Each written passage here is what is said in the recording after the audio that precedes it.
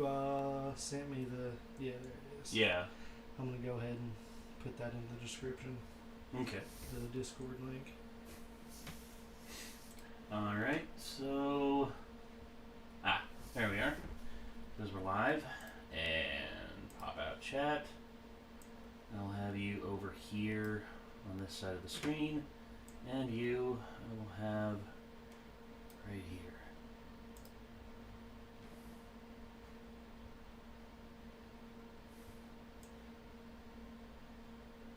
Come on. There we go.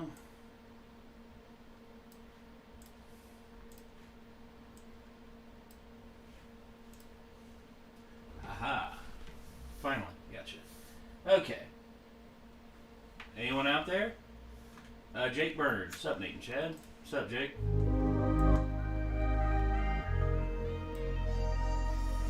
Hope y'all are doing well out there. Welcome to the stream. Let me get that pulled over here.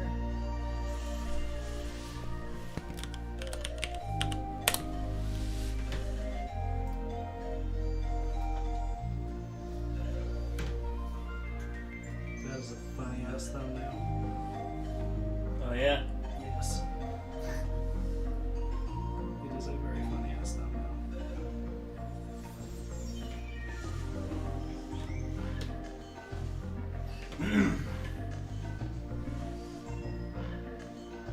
Made it here on time. Yeah, Lucky King, we literally just started. Got started a little bit late. It started a little bit late because of my dumbass oversleeping when I took a nap earlier today. Shit. God, dude. I would have been late anyway. You know me, dude. Nah. Hey, come on, man. At least you're punctual whenever you, emphasis on punk. Whenever you're, Nice wordplay. Have you ever played that Mario Brothers 35 game? I have not, no. It's infuriating.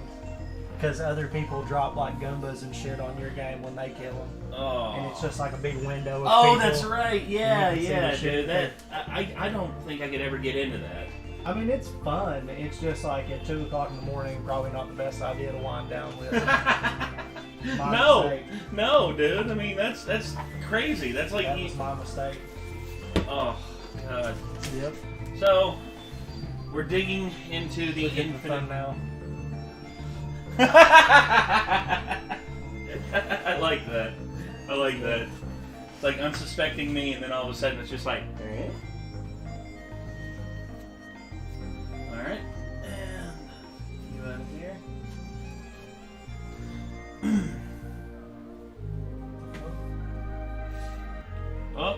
Oh.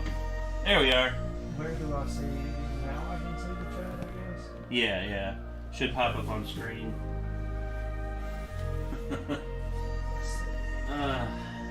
So, how's everyone out there? I hope everyone is doing alright.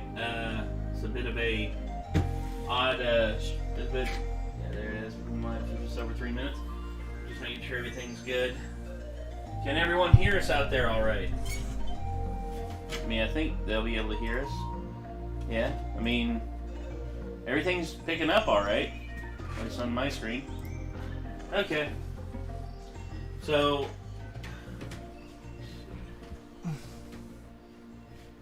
oh, okay. I swear it's at least once a week I learn about another stupid TikTok challenge. The same could be said about YouTube not so long ago. Oh God! There was dude. like a million challenges every week. Remember the ice bucket challenge, the salt challenge, the banana and Sprite challenge, the cinnamon challenge. Like the cinnamon challenge was pretty funny. No, that was. Then there was the ghost pepper challenge, which ate so many people alive. Yeah.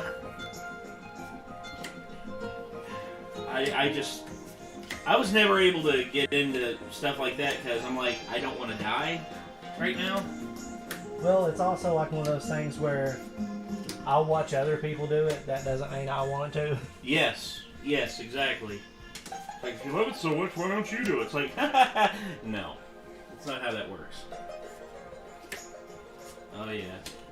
Vibing to the good grooves here. Darren Root, Zack Snyder's Justice League. I watched it. Hello, Mr. Pokemon. How are you? I watched it. I watched Zack Snyder's Justice League. I've got an hour and 30 minutes left, and yeah, it's an improvement. You know, give me twice my lifespan, 3 times my lifespan, and I'll bet you I'll accomplish a lot more than I would with one life. And here's what I'll say. I finished it, and after I finished it, I literally just sat there and I was just like, okay, this is better. This is better. Is it the best thing ever? No. Is this better than the Zack Snyder or the Joss Whedon version of Justice League? Yes. I mean, but that's not that hard. It's not that hard to outdo someone who literally came in with like 6 months left on production and, you know, had to do reshoots out the wazoo just to make the version of the film that WB wanted. The version of the film that was like, man, you guys, don't you wish Superman was back? Yeah, I really do wish Superman was back. Boy, we aren't the Justice League without him, are we? No, we're not. Yeah. For 4 hours. Well, what does he come back within an hour and 30 minutes left in the movie, and then they finally start like kicking shit's ass? Well, it's basically the same time frame in which he came back in the original or in the Joss Whedon version. He comes back in this one. Same time frame, okay. But you know, instead of just over 2 hours, it's over 4 hours. But there's stuff that they added back in that is an improvement, but there's also stuff that they took out that personally I kind of missed. For instance, Barry Allen trolling the shit out of that one asshole at the prison with the marker. I missed that part because that was actually funny. That's the Flash literally using his abilities like in a very funny way that's effective. And plus, a lot of people who had these complaints about the one that Joss Whedon's version when it came out, they were present in this one as well. So everyone was saying, "Oh, Joss Whedon's the one that made this part of it. That's why it sucks so bad." And I'm like, it was in the Snyder cut, so I don't get what your point is. Oh, what's up, Logan? Back from your family visit. Cool. Oh yeah. Welcome back, homie. I feel like it was okay. From what I've seen so far, which I'm almost done, it's okay. But an improvement. Another snooze fest, in my opinion. I wouldn't call it, personally for me, I wouldn't call it a snooze fest. I'd say it does what it wants. It does what it originally set out to do. But again, that's not for everybody. It's hard for me because the Dark Knight trilogy has already happened. Okay? Yes. That's one thing that makes it tough for me to like it. And Avengers Endgame has already happened, which makes it feel like a Downton Abbey attempt at Avengers Endgame. You know what I'm saying? I get exactly what you're saying. It's like a posh Avengers Endgame attempt. Well, and it's just not. I get that. I get that, and but again, I'm not to the heavy parts of this version yet. But if there's not any substantial difference at this point beyond, you know, there's a big part at the end that I felt really made it. It made it worth it for me, like all the shit we'd gone through. But still, just there's a lot I can say. I was bothered when Batman said, "We're the 5 of us are nothing without him." Here, that Batman would never fucking say that. Never. He would go, "I'll do it by myself. Fuck you guys." Basically, you know, he would never be like, "Well, without him, we're nothing." I was like, "What the fuck? That's the most un-Batman shit ever said." Yeah. Keep in mind, Batman and Superman have fought each other multiple times, and this is Batman feeling guilty over what happened, but at the same time. That doesn't mean he's going to disregard. I was going to say, this is also abilities. the same Batman who watched both of his parents get gunned down, and yet he became fucking Batman. Right. I mean, He's not one to just be like, oh well, fold. Pack it in. Yeah. Yeah. What happened? Up, Dizzy? What up? What happened to the would-be doxer? The guy who called you during stream, I guess. Oh yeah. I have no idea. He disappeared. He's probably never listening to this conversation like, fuck you guys. Well, I mean, look, you can think whatever you want. I'll admit that I'm pleasantly disappointed that I was partially disappointed that I was wrong. I mean, to me, it's still like I'm glad that Snyder got his version out there, and it'll be able to be watched and studied for the next like 10 years or so, and people will be like, you know, this was not that bad. Not great. It's okay. But not that bad. It's okay. So far. If I give the Joss Whedon Justice League like a 4 or 5 out of 10, I give this easily like a 7 out of 10, personally. It's an improvement. But it's a barely passing grade. But bro, it's like if you took a test or you had a friend cheat for you and take a test and you were disappointed in the grade and you went and you told the teacher like, hey, I had a tragedy go on, I wanted to get this test in, I knew it had to happen, don't hold this against me, give me my shot. Well, and then you took what, 17? It's like 4 years since it was released, the original? 3 or 4 years, yeah. And then that's what you deliver? After that long? To make it up? And the filming was over, right? Before COVID? I believe so. They were cutting it and like... I believe, yeah, the editing process was in place. You can do that digitally. So, you've got all of this fucking time to make up for what you claim is this huge fucking terrible thing that could have happened, one of the worst things that could ever happen to the project you were working on. You can't even watch it. It's so bad. And then it just is barely an improvement. Yeah. It should have just been a wash. He should have done something else. It's my opinion. Well, leave it to his fandom to be the ones that made it happen. They spent $70 million restoring his version. $70 million. Which, that's peanuts compared to what the budget to the original was. The budget to the original was like $300 million. And it looks it. It's beautiful. Oh yeah. I'll say this, Steppenwolf looks 1,000 times better in this than he did in the original. Way better. But again, and also, I'd say the biggest improvements in this are Steppenwolf and his wants and desires. The improvement with Cyborg, I'm glad we got more out of him. Yeah. This time around. I like the Cyborg from Doom Patrol a bunch better. Well, yeah. But he's kind of like, I don't know. He just seems more like the Teen Titans Cyborg than. Oh, this one? Yeah, this one doesn't. Well, yeah. The one from Doom Patrol seems more like. Oh, the Teen Titans Cyborg. Yeah. Well, I mean, when you got that to go off of, I mean, kind of hard to ignore it.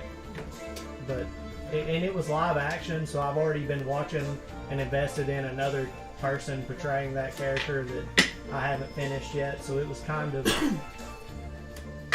But I will say Ray Fisher did a good job for what he had. The guy who played the Flash was my favorite out of any of the cast. Ezra Kramer, yes. Yeah, he does a great job. The fact that he still hasn't gotten his own movie yet is still a fucking crime. What is up with that?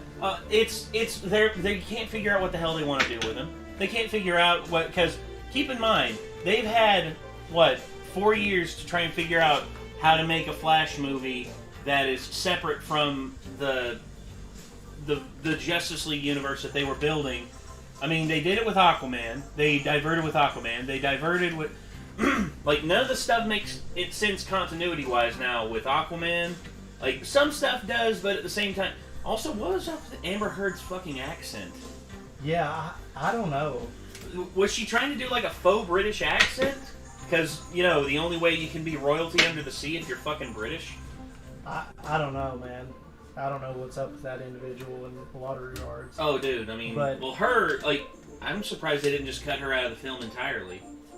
Oh, real. Because if there's one person that deserves to be chopped out of the film completely for what they've done, it's her.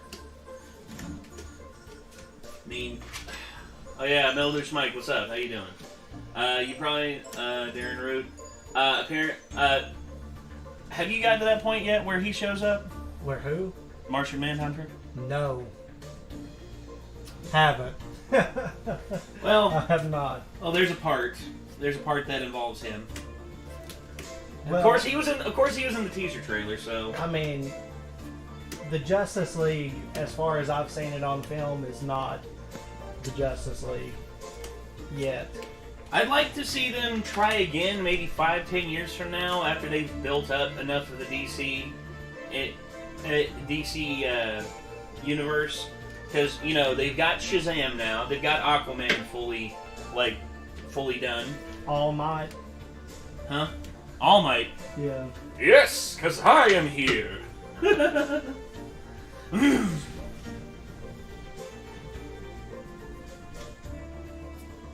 Anyone see my sandwich?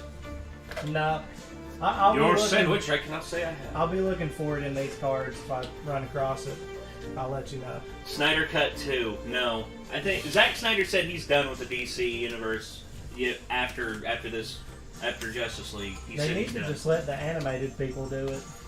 At least write the scripts and build the stories for it. Yeah, I will say that. Just think if Flashpoint Paradox was the live-action movie that came out. Holy shit, yeah, dude. that'd be... But they will never do that shit. Well, here's what I'm hoping that they're doing. Like, okay, I'm hoping that the new Suicide Squad that comes out, which is written and directed by James Gunn, by the way, is going to be basically like a blueprint going forward for everyone to just be like, oh, this is what works. All right, let's go with this. And it's just like, oh yeah, you just let artists tell their version of because. Okay, another thing I'm excited about with the DC universe is they got The Rock as Black Adam. Oh, dude. They got The Rock as Black Adam. That's just... Jesus Christ. The Black Adam is evil Shazam. Yes, he is. And they're and they're doing something different with him because, you know, we've seen, you know, villainous Black Adam. It's like, haha. It's like, you stand no chance, Shazam. I command all of the powers of the old gods. Yeah. Instead... We're doing an anti-hero version of him. Really? Which that's what I did not know that. That's what The Rock wanted. The Rock wanted him to be more of an anti-hero. Which there are certain comic book continuities where Black Adam pretty much just doesn't do what Amon-Ra wants. Huh. He does what he wants, and he actually like develops an attachment to humanity, which is interesting. Well, and I would like to see that. We'll get. I would like to see that. Especially when you got an imposing figure like Dwayne "The Rock" Johnson portraying him. Probably the biggest name in Hollywood right now. But, let's see. Rank all the Burger King menu items. No. Surge, number 1. Surge is the number 1 Burger King menu item. Meldridge Mike asked a hell of a question. Ribs, pulled pork, or brisket? Ribs, dude. Well, it depends. Depends on who does the pulled pork. Am I gonna? Well, it depends on who does the pulled pork. Because if you're talking Rodney Scott barbecue pulled pork, whoo boy. There's also like, is it wet? Is it dry? Dude, we're from the South. If it's not wet, I don't know what the fuck the problem is. In many places in the South, they give you straight up pulled pork, and you got to pour your sauce on it, whatever the cup of sauce is. I swear to God. Dude. Yeah. Dry, and to me, Southern barbecue does not go together. The place out here that you do the drive-through in Bristol's that way. Wait, Delta? They give you no. The little thing on Volunteer Parkway on the side of the road. Oh, that one. Well, dude, I don't go there. Yeah, I don't go there. Delta, I love Delta. Delta, their barbecue. But Delta's relatively new in comparison to one that's been a staple in the community for a long time. That one over there? The drive-through one's been there forever. Dude, the drive-through one has been there, like, I think since, like, 2012?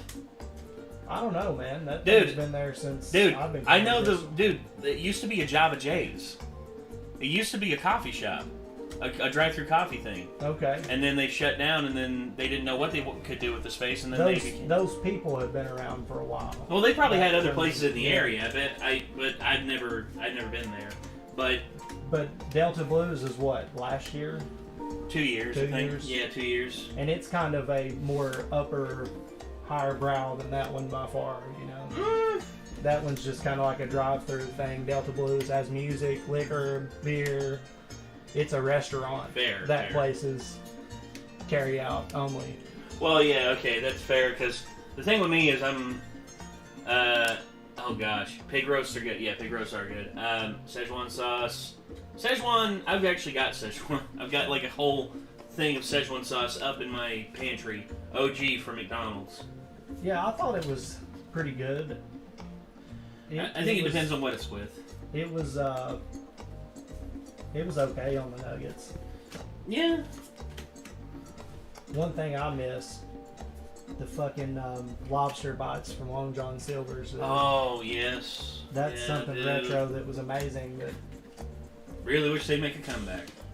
Well, Long John got in trouble for that type of lobster. They like overfish it for that little special that they were. Oh, yeah. I did not know that. It caused some problems, yeah. Yeah, overfishing, overdoing it can lead to a lot of really bad stuff. That sucks. Didn't bother me while I was eating it, I'll tell you that. No. Never does. I mean, but then you find out the repercussions in terms of nature, and you're like, ooh, okay, I'll back off. At least that's how it is with me. I mean, the one thing about this area that'll never die out, friggin' deer. Yeah. Dude, the deer in this area are nuts. They'll kill off all the cars before. Yeah, they'll kill off all the cars before there's even a dent made in the population. Jesus.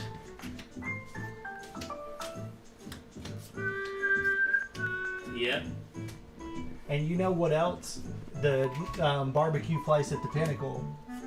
Oh yeah. They also don't put it on their pulled pork. Yeah, I know. It pisses me off too. I'm disappointed. Well, it's just like it always tastes. You can't get enough of the sauce on it, and your shit falls apart trying to do it. If you got to put it on yourself. Yeah. It's just it's a hell of a mess. I keep looking back on like Rodney Scott's barbecue. Like, you ever seen like how he does whole hog barbecue? Pulled a $5,000 card. He probably did. I was there for like the first 30 minutes of that stream, and then I had to record videos. But him and Nogla were pulling cards, and I think he was pulling from Battle Styles and some vintage cards. And I think from his vintage pack, he got one of those vintage packs, didn't he? Yeah, from one of those vintage packs, he got like a monster card. When it's actually worth it. Mm-hmm. Rare. Rarely is it worth it. Very rarely. And when it is worth it, enjoy it. Dude, I need to get my Lugia graded.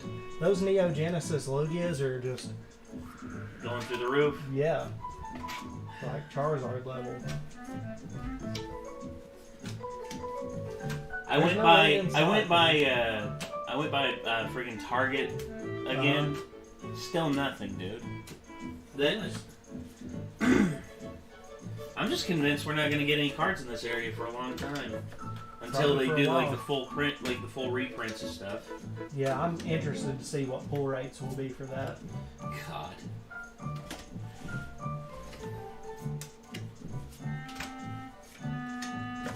Dr. Dell was sending me some shit of like what the pull cards were for battle styles and stuff. Oh yeah? They look okay. I honestly don't like them that much. That's fine. I mean, there's a lot that there's a lot of battle styles I've seen that's alright, but nothing I'm really gonna get twisted over. No. No Charizards. No Rizzards. But you don't have to have a Charizard to have it be good. I mean, because hell, look at Chonkachu. Where's the secret rare Blastoise, dude? That's what I want. Give me a secret rare Blastoise, dude. Give me a shiny Venusaur. Give me something, dude.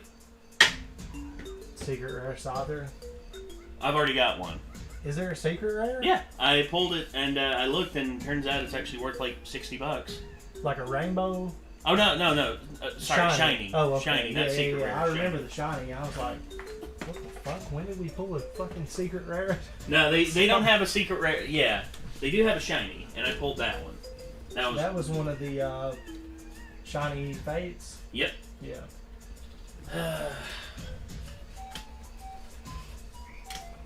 Good stuff. Indeed. I like shiny. I like the shiny stuff. Howdy. How are y'all doing? Real Fat Noel, we are doing alright. Will Green asking about some Minecraft mods he's got if you wanted to try them. Maybe. We'll see. I mean, there's a lot we're planning on doing going forward if we can't get more Pokemon cards. And playing Minecraft is something been on the docket. Really trying to get Chad into. Because, number one, I just want to see what his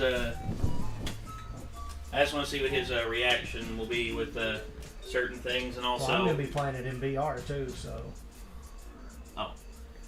Oh, yeah. Also, Nogla fell. What's Nogla? Sorry, Nogla. Here you go, bud. Tell you what, I'll put him up here, so you can have some entertainment. Dylan said, deer aren't a problem. Deer are not a problem. Tell that to the front end of 2 of my cars that I've owned, dude. So hyped for Falcon and Winter Soldier. I am too. I want to see what they're gonna do. And if it's to the quality that we got out of WandaVision, I'll be happy. Can we just get... I'll say this. Falcon, Winter Soldier, great. Good for them. Characters I was never interested in nor heard about before the movies came out. Where the fuck is Moon Knight? Can we get some badass characters, some shit out here? We've seen Winter Soldier. He's been in the fucking movies. We've seen these people. Great. Fucking great. Where are these badass Marvel characters who have not seen the light of fucking day, man? There's tons of them. Tell it to Disney, man. They're the ones who can't get it through their thick skulls that beyond the original of the OG Avengers, like, I guarantee Not even the OG Avengers. Well, no. I mean, that's what I'm saying. Beyond the OG Avengers, like, you're not going to have that much success. And I'm just the Marvel like... Cinematic OG Avengers aren't even the OG Avengers. No, I know. But, dude, this is Disney. These are executives. These are people who have never looked at a comic book in their entire lives. Yeah. The only thing they've ever looked at is their checkbook. And if it isn't balanced or if they're in the red, they throw a conniption fit and they try and kill everything in the world. Yeah. I mean, these are people with a shit ton of money floating around, and they don't like it when their money is fucked with. Well, their money would be fucked with in a positive way if they made a Moon Knight movie, just saying. There's a lot of films I think they should make, dude. But, again, we're not the head of Disney, we're not the head of Disney's Marvel division. That comes down to one man, that's Kevin Feige. Who needs to buy out Sony? Jesus. It ain't gonna happen. Sony's not gonna sell, dude. Get the properties away from the motherfuckers. Sony's not gonna sell. You know that. Sony have their feet dug in on something and they are not going to relent. That's the biggest mistake I think Marvel made. I know it pulled them out of hell. Thank you, Blade. I know it pulled them out of hell because their movie properties became worth the fuck after 1998 when Blade kicked ass. Yes. But could they not have seen with the success of Blade what a more known character was going to do on the screen? Given the kind of like actual push like Blade got? You gotta remember, dude. It wasn't until X-Men that Blade was the start. X-Men was the full realization. Well, Blade was the proof that it could happen. Well, yeah. Dude, and then X-Men was like right after that. Exactly. Yeah. X-Men was in 2000. I mean, that was right then, like, perfect timing, dude. Perfect timing for X-Men to blow up. And thus they were like, oh. And plus they had good directors at the helms of them. And X-Men came out right when DVDs hit big. Yes, that's the other thing. It was one of the first, like, big DVD releases. I remember that. And guess what? So was Spider-Man, the first Tobey Maguire. It came out like a year later. That was like the full explosion. That was when literally every studio was just like, every comic book property, let's buy it up. And then they got every different one got splintered in different directions. And then Marvel eventually, or then Disney eventually bought everything including the ones from Universal. The only one that Universal has some control over is Hulk. But all it means is that Hulk can't have his own solo movie under Disney. That's it. Yeah, they'll just keep putting him in with other people. Yeah. Which is what they did in the comics with him for a while, too. When he was traveling the universe or whatever. Yeah. Just let him show up in other places. Bruce Banner does that a lot. I'm going for a walk. Go ahead. Yeah. Go ahead, Bruce. He's practically like angry green Forrest Gump, you know, just running around everywhere. I'm angry green Forrest Gump. I can actually see that. It's just like... I got mad. I just started running. I started running.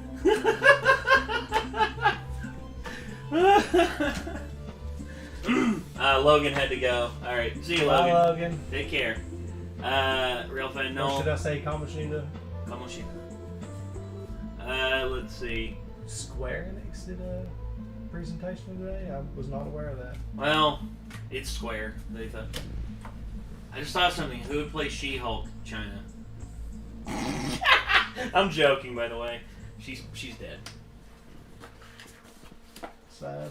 Very sad. But I really don't care who plays She-Hulk. I really don't. I just don't care about She-Hulk, man. It's never been a character that appealed to me. I could see the appeal to it, but for me, it's just like, It's pretty much meh. The only thing that I do think is interesting about her is, like, she's still really smart as She-Hulk, from what I understand. Yes, extremely smart. Because I remember She-Hulk being in fucking, like, comics and shit, wearing a lab coat and still talking normal and all that. And I bought a Renegade shirt in green. It's coming next week. Dang! Thanks, Sarah Williamson. That's what's up.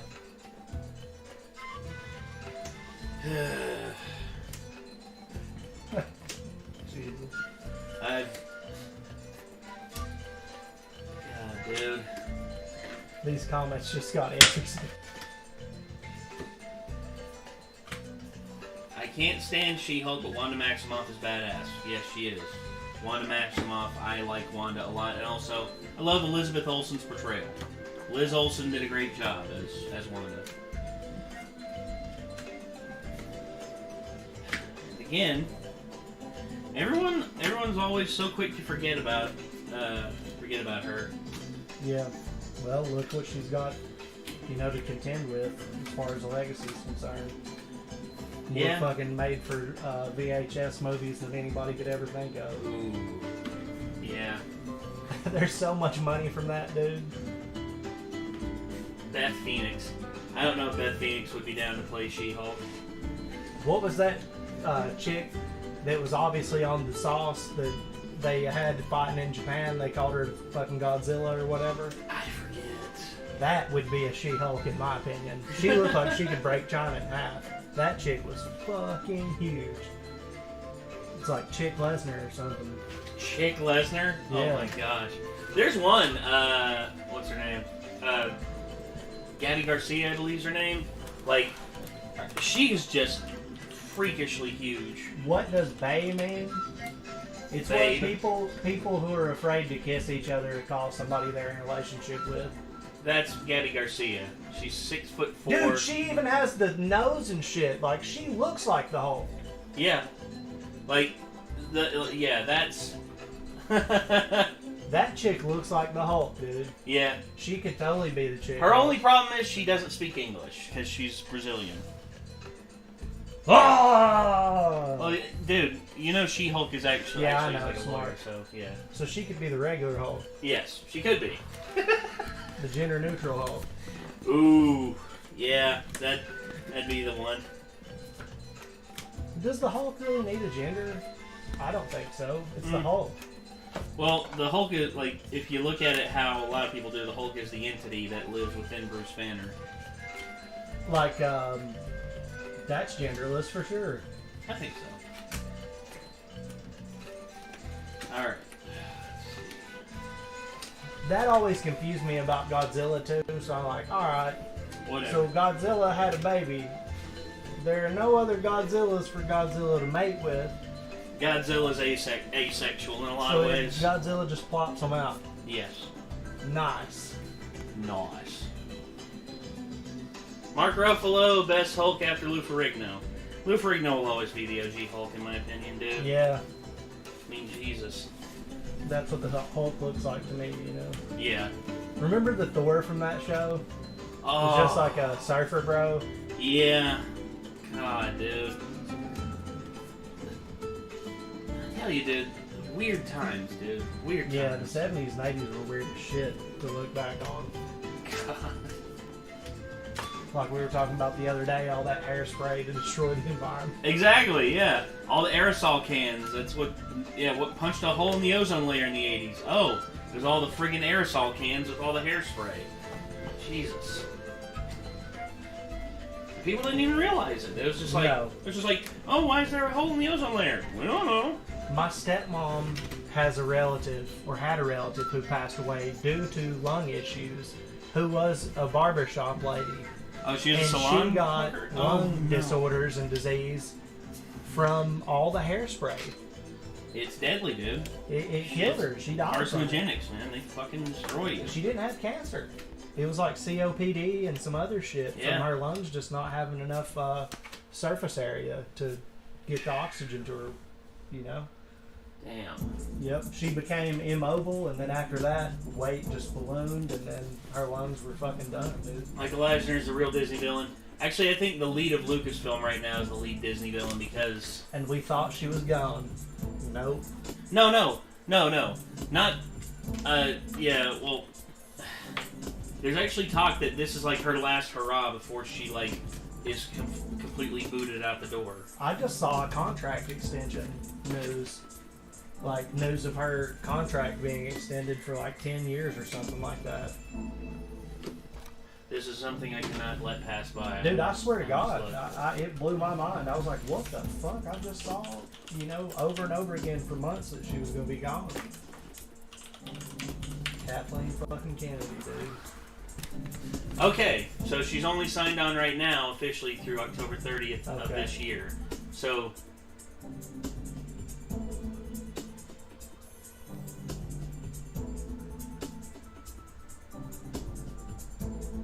Okay, so...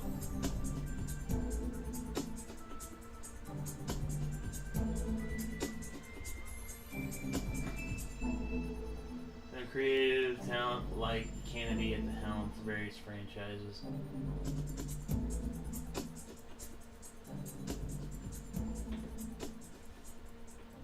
But yeah, from what there's nothing on here that... Nothing on here that's really concrete. All I'll say is this: today,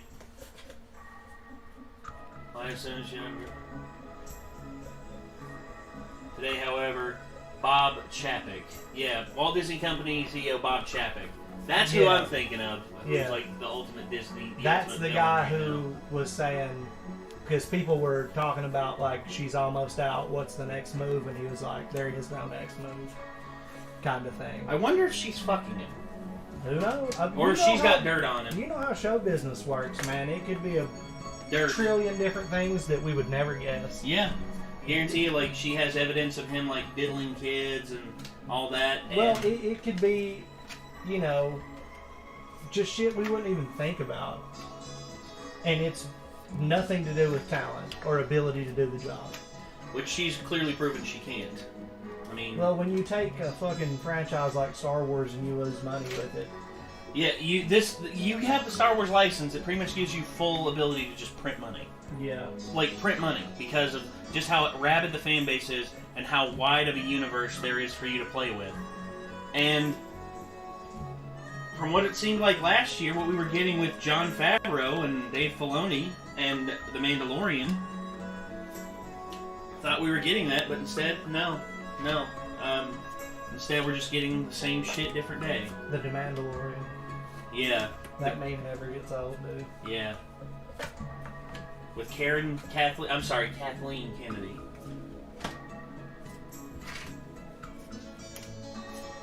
We are never going to work for Disney. Did you see the one I posted on YouTube? The Mandalorian? Yes. Did you see the name I gave her? What was it? Throw a Fett. Throw a Fett! I like that. I like that. Nothing bad never happens to the Kennedys. I wish something bad would happen to this one. For instance, her getting fired.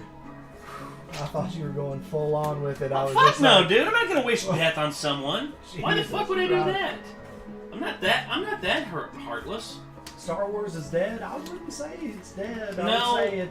I would say it's at a crossroads right now, and hopefully the right chance. people win. Hopefully the right people will win. I hope Dave Filoni and Jon Favreau win and get full control over the Star Wars universe.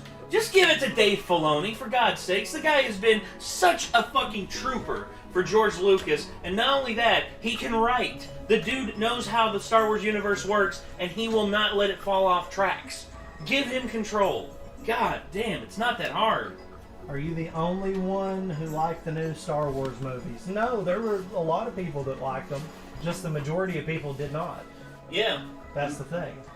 Well, the majority of people who liked them, for instance, people who were ignorant of the previous Star Wars films, were not aware of, like, the full lore and the characters that had come before. And people whom I've talked to and have watched those original films since then have gone back, rewatched the sequel trilogy again, and hate it now because they see exactly what was ruined. Hindsight's always 20/20, guys. I mean, as much as we want to lay claim that, you know. Oh, go ahead. Now that Colin Wall said. Mr. Soul Creek said, I mean, even the prequels sold merchandise. Yes, they did, but a lot of the merchandise that was sold was scalpers. And they tried to resell Star Wars Episode 1 merchandise, and scalpers lost out big. You can still go and buy Episode 1 merchandise in the box today for like $5 and $10. Try doing that with any other popular property from the 90s right now. If you can find shit in the box for $5 and $10 from Spider-Man the Animated Series, Batman the Animated Series, Gargoyles, I mean anything. It's a steal. But Star Wars Episode 1, Episode 2, Episode 3 shit is dirt cheap. Well, it's because they said fuck the scalpers. Yeah, well, I mean, nobody really wanted it. The stuff that was still selling were action figures based off the original trilogy. You know, I mean, you can't get over how badass Darth Maul looked, so I was totally all about it. Freaking Ray Park, dude. I would say out of all the villains from the prequel trilogy, he's probably still my long-lasting favorite. Yeah. Don't get me wrong, I love Christopher Lee. Christopher Lee's one of my favorite villain actors of all time. But in terms of like full intimidation, as Count Dooku, man. No, he wasn't. He wasn't. But and attribute that to age, attribute that to whatever you want. Well, Count Dooku just wasn't that much of a badass, dude. Not really. He was more of a. He was in the Clone Wars. I'll say this. He was a fence riding manipulator. Well, he was in terms of like Clone Wars. Yeah. Count Dooku. That guy was badass. The one, or like the TV series, right? Not the movie, not Attack of the Clones. Yeah, the cane saber looked cool. That was really cool. I like that. But how many characters can you think of from those movies who had a cool look, cool lightsabers, and then what they were given to work with after that? Nothing. Yeah.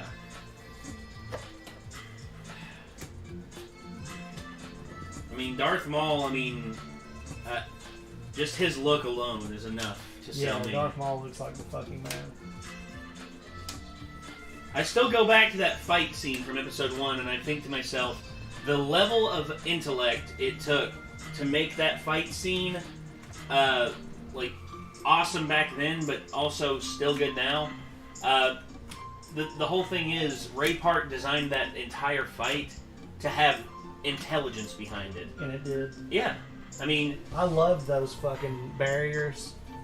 Ooh. My computer just... My monitor just kicked. But your computer... Yeah, my computer's fine. That's dope, man. Hold on. Guys, if we lose power, just know this. There's a storm. Yeah, there is a storm. So, well, if we lose connectivity, we will be back on. And my shit won't quit because it's all. Yeah, you're on live stream, or you're on. It'll just kick over to my cell data. Cell data. We covered. We got our bases covered. God. Yeah, just making sure I'm still live on Streamlabs or on OBS. Yes. Okay. Jacob plays it cool. Said Chad has the power. As soon as he raised his hand, the lights flickered. God. We were talking about the Force. I can't help myself. Well, yeah. Well, that fight scene with Darth Maul and like in the beginning or in the episode 1. Yeah. Like. They you were could on see Naboo and the hangar or whatever. Yeah, when they were in the hangar, like Darth Maul knew he was at a disadvantage because they could surround him. He had so to back up through he backed up and he opened the door and he went into the reactor room where there were thin walkways. Separated them. Where there were thin walkways and there was a chance he could separate them. He separated them, killed one, and then he tried to kill the other, and then his plan fell through. Got a nader warning. Uh-oh. By God. My God. We don't really get tornadoes that much in this area because we live in the mountains. The mountains aren't really known for their tornadoes. There was a meme on one of the meme compilations that me and Nikki watched. Oh. And this... Midwestern dads. Yeah. You and me it was you and me down here too. Did we see it? Yeah. Because it was like him walking out, he's like, I don't see no tornado. I don't see no tornado. I love that, dude. That is so spot on. It is. God. Be safe, Nate. Alright, we're trying to be safe, Meldish Mike. We just can't account for Mother Nature. Plus, we're in the basement, so yeah. we're as protected as we can be down here. My jam. Oh yeah, aquatic ambience. Dude, just imagine laying in one of those isolation chambers with this playing. Dude, that, like, being what's pulsing underwater whenever you're just sitting there floating, and you just... Imagine you've taken, like, some DMT, and you're just like, no. Well, I don't know about that. Hurricanes are worse. You ain't kidding, Sarah. You ain't kidding. I've witnessed what a hurricane is capable of, and it is not pretty. Oh, there's the thunder. But, we had 2 last year, yeah. Gotten an Amber Alert, huh? That's a different kind of storm brewing right there, Darren Root. Yeah. That's when the posse gets rounded up and they go nut clipping. That's a shitstorm. Oh yeah. In which I can't completely blame them if they want to go nut clipping, because there's a set of people out there who deserve it. A mariachi version of TMNT sewer surfing. Mariachi version? I've never heard of that. There is a new Turtles in Time inspired. Yeah, Shredder's Revenge. Yeah, I saw that. That looks badass. And they went back to like the 8-bit or the 16-bit look. They had like the same combat style lookings. They're just adding things in progressively as it should have been back then. Instead, they're taking away the stupid looking way that they've been drawing them and shit. All this digitally animated shit. Yeah, I will never forgive Ubisoft for Turtles in Time Reshelled. I will never forgive them for that. Hello, Oxy. Yeah, our power keeps flickering too. Yeah. My monitor went off, but my computer stayed on. Like a beast. Well, I mean, I don't have a UPS down here, but that power supply does have like a power surge protection on it that keeps it alive for a little bit.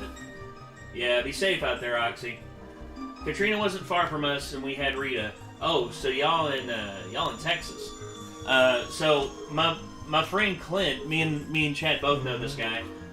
His family was in Katrina. Him, his 7 brothers, his mother, and his grandmother. And they had to leave. And when they got back, they found out that the city had demolished their house. And the only thing that was left that they found in the wreckage was the microwave. And Clint to this day still has it. But they lost everything, dude. Literally. Oh, you're in Louisiana. Okay. Worse. Okay. But, yeah, my friend Clint lost everything, and him and his family, they pretty much packed all of them packed up in an RV and just went around the country to different family members trying to find some place to set their roots down. Clint eventually found his way here into this neck of the woods, and he's been here ever since. It happens to a lot of people. Yeah. They roam around and find us wood elves and don't want to leave. Wood elves. Never heard us referred to that. If anything, I'm like the slothful wood elf. I'm like sitting up in the tree eating berries all the time, and I'm just like, welcome to the woods. Us hillbillies would be more dwarves, I guess. Speak for yourself. I'm the one more built like a dwarf. It's just I'm taller than you. Yeah. I've got a beard like a dwarf. Oh, I do too. Like a young dwarf. Yeah, dwarfling. We're young dwarfs. I'm gonna go get my tablet because it's probably charged enough. I can't really see the chat very well. Okay. All right, dude. I'll keep y'all entertained for the time being. Speak to my... Baton Rouge is my hometown. I turned 39 at the end of the month. Yeah, Sarah, I turned 33 here in June, so... I'll be 32 in June. Ugh. We're all getting old. This needs to stop. Mother Nature, lay the fuck off. God damn it. Wish I could tell that bitch to take a hike, but nah. I'm over the bridge from Lake Charles. Yeah, Clint, his family, they live near New Orleans. They lived in Zachary, Louisiana. I'll be 28 in November. Lucky you, Oxy. At least you're still below 30. Jesus. God, mercy. I keep thinking about when all the years I wasted just not doing enough. Like, right now, if I would have kicked ass, we probably could have had a film made or something by now. So, how many cards do you have? That's a good question. A few thousand. Yeah, several thousand we have here to sort through. And I'm almost done with one row on this. I've done these 2 rows here. These 2 rows are done, and I've got these 2 rows back here. And I also did a 10 worth right here. After I get these sorted, all that I will have left are the 10s of the reverse hollow, or the reverse hollows and the rares. Lake Charles was my birth town. Yeah, Lake Charles. I've been to New Orleans once, and I would love to go back. I went down there right before Katrina.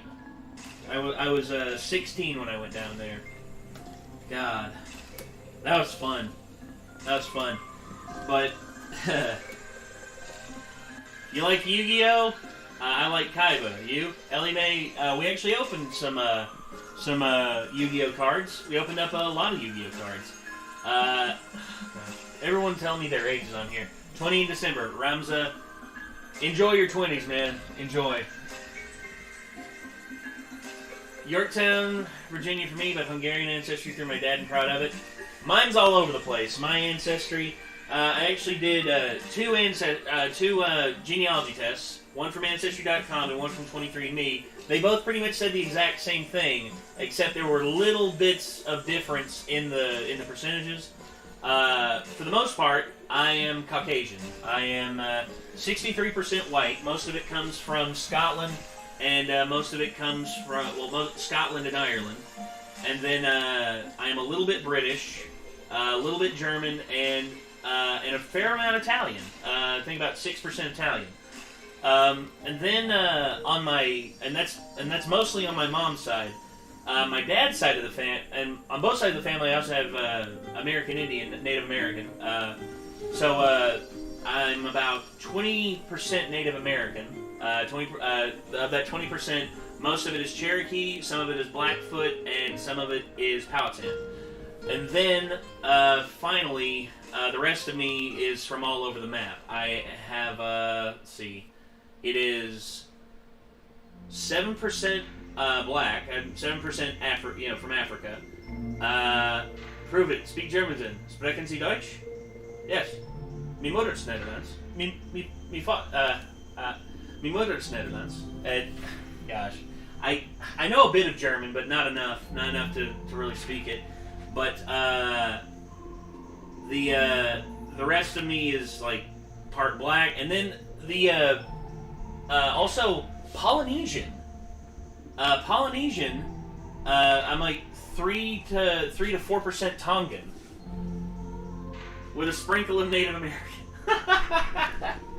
A sprinkle, if that's what you want to call it. Yeah, I'm like 20%, so I'm happy about. I think it's pretty cool, but I don't want to use that as like a crux to say I can do anything. Calm down, Elizabeth Warren. Liz Warren. I actually have genealogy tests to back this shit up. Calm down, Elizabeth Warren. Never ending. I will never not stop making fun of that woman. Oh my God, that's just proof of the entire Democratic Party's their entire agenda exploited right there. Pocahontas, ladies and gentlemen. In that situation. Yeah. You forget about the other side too. Just like it's like, see, that's what they do. That's what it's like. Y'all do the exact same thing. No, they're the ones. They're the ones who go, "Oh, that's what you are. I don't care." That's what they do. Well, yeah, that's what. And the other side is just like, "Oh, what's your tragedy, impoverished people? How can we exploit it for you?" Yeah. Neither side cares. No. Neither side cares. We come from a largely marginalized and shit on group of Appalachian Americans who have coal miners, dude. That's all we were known for. Well, dude, people don't understand this. Just imagine if you were to go and you were to tell people, hey, just imagine the Bronx, the people that live in the Bronx, all other jobs were removed from there except for ones that one company controlled. Yeah. Okay? And they're going to hire all these people, but they're not going to pay them real money. They're going to pay them in company money. And we're going to send them to company houses. Yeah. And then we're going to make them go to company stores, and they're going to make their kids go to company schools. Yeah. That happened in America from like the fucking 20s up until the early 70s, really. Yeah. Well, in Appalachian America. Like, that happened. It was indentured servitude for a really long time. And they brought in like other groups to try and do other stuff. Like they brought in Italians. They brought in former slaves. Tons of people. Yeah, they brought them into this area to try and get them to mine the coal when the mountain folk didn't want to. And then they all banded together, fought back, and eventually the coal towns. Isn't it funny that unionization is where the term rednecks came from? Yeah, the red handkerchief. But yet it's been derogatized into something that means like shitty ass white person. Well, the people that are rednecks now would be totally against it. Yes. God, dude. They sold their soul to the company store. Ain't that right, Oxy? Yeah. I sold my soul to the company store. Yeah. Yeah. Nate has the power to say the N-word. I'm not going to say it. I don't have that power. I do not have that power. But you are, African in genealogy. Well, 7%, dude. But that is a certain. It's just like I told Marcus, and Marcus asked me about it, and he was just like, for real? All right, that's cool. And I did my Tyrone voice for him, and he said, I will give you a pass, but only in that voice. That's funny. But what I enjoy about your heritage so much is the fact that it's like a taste of everything. And it's like, you're one of the most sincere individuals that I know, and it's just really cool, that you can tie back into so many pieces of the world, and it's really neat to see, somebody who has all the right to be however the fuck that they want to when it comes to these things, yet you hold views that, mine are a little bit more, I get more offended about certain shit than you do. Well, you know what I mean? Like, well, again, it's person to person. I really have no right to be mad about stuff. I just hate seeing people get exploited and picked on. Well, I know, and trust me, man, I've been exploited and picked on my whole life by a lot of people. I mean, you were there for a lot of it. You saw it. Yeah. You saw what, but overall, man, I mean, I don't know. Where I studied history for so long, and I know that history, is often misunderstandings is what leads to most conflicts. And if people actually would just talk to each other and get some common ground, the less conflict there would be. But yet, it seems nowadays the divide has returned. And I wish there was something I could do about it. I really do. It's because people have started to band in these fucking thought boxes and have attached their identities to their ideals. Their ideals, yeah. And you can't build these schools of thought that have to be perfectly aligned get things accomplished, you're going to have to be, you know, the kind of person who can work and still accomplish shit with people that you don't agree with on absolutely everything. Yeah, I mean, compromise is not just it's not a dirty word, but yet it's treated as a dirty word in today's like thought process. And it's because people can cater most of their shit so specifically. You know what I'm saying? Like, you can find a digital life for yourself that's tailored to only what kind of stuff you want to see in general. Like, and we have algorithms and bots that will show you nothing but that in internet that'll make searches. sure it agrees with you. Yes. Yeah. But I miss. There's so much shit that I learned about that I never would have looked up on my own if it hadn't have been like told to me. Like music, as an example. So much music that means so much to me. Some of my friends introduced me to. Well, it wasn't. There was the same thing with me. My family, my mom and my dad both introduced me to like metal and rock and stuff like that. My dad introduced me to rap. I remember my dad having the greatest hits of the Ghetto Boys, and me and him rapping to that. I also remember my grandmother. I had two grandmothers. Like, my grandmother's like on my mom's side, nothing but like Conway Twitty, Hank Williams, Merle Haggard, Johnny Cash, you know, classic staples of country music. And then you had the other side who was into like gospel, but she was also into like Motown and R&B and shit like that. Like, I got Stevie Wonder. I got Stevie Wonder at a young age. I was introduced to like Marvin Gaye at a young age, and just like, you really do have a lot of like fucking swag in your musical choices. Like you're into like funky fucking like club ass music. Like what was it? I guess it was Daft Punk that you were big into. Daft Punk I did like a lot. Years ago or whatever. Yeah. You used to bump all the fucking time. Well, yeah. I mean, I like Daft Punk a lot. I mean, I liked what they did. But you turned me on to Marvin Gaye's music that like he's got a lot of love-making music. But you turned me into his more dynamic, like, you know, I'm a hard ass song. Well, his stuff when he was a younger man, when he was like dealing with shit on the streets. Yeah. And, you know, it's like Trouble Man. Every time I hear Trouble Man, I just like I'm transported. I'm just like, I'm there. I'm like wherever he.